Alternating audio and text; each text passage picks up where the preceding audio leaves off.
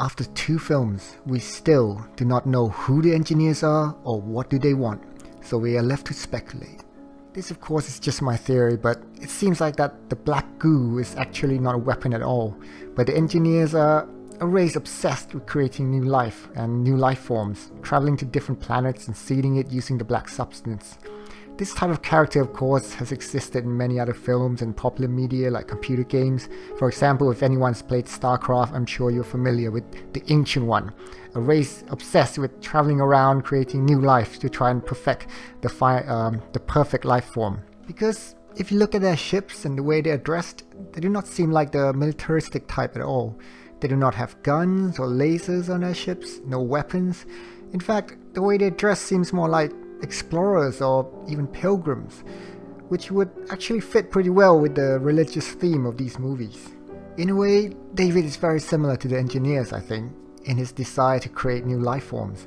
The only difference is that the engineer seems to be using the black goo on themselves in an act of sacrifice to create new life, almost in a religious ceremony kind of way, whereas David would just harvest raw material to create new life from other living beings. I suppose he has no choice though, since he himself is synthetic. The question that we have absolutely no idea about at this point though is why the engineer in Prometheus was so angry at the humans. One possible reason could be that he somehow looked at David as some sort of abomination, a synthetic life form. If you remember, the engineer tore off David's head in anger, but did not really care for killing the other humans too much, just harming them only when they got in his way. Or could it be because he was angry that his creation went on to create life for themselves? Either way, one point that this theory still does not have an explanation for is why at the end of Prometheus the engineer was going to Earth.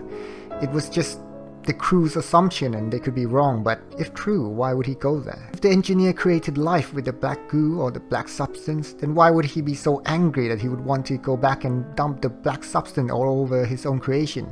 It must be something about humans that would make him want to do that.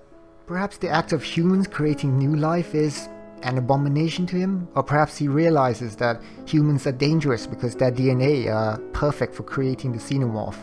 Although that would seem unlikely though, because the engineer was only with humans for only 5 minutes looking at them. How could he possibly know that? Or perhaps the crew mistook the planet in the engineer's ship database as their home planet, when in reality it is just the planet that this particular engineer was in charge of. Because in Alien Covenant you could see the people on the planet, which do not look exactly like engineers, cheering the return of the spaceship. Maybe that is just where his base is, and they worship him like a god who created them. Maybe there's supposed to be an engineer at every planet in command of each of the species they have created to keep them in check, not letting them do whatever they want, becoming technologically advanced and creating new life forms. Prometheus seems to be an appropriate name for the engineer though, as if I remember correctly, Prometheus was credited with creating humankind and helping them along the way, like stealing fire from Zeus and giving it to humans. His punishment of course was to have his liver eaten for eternity by an eagle, kind of like the engineers getting eaten from inside by the chestburster.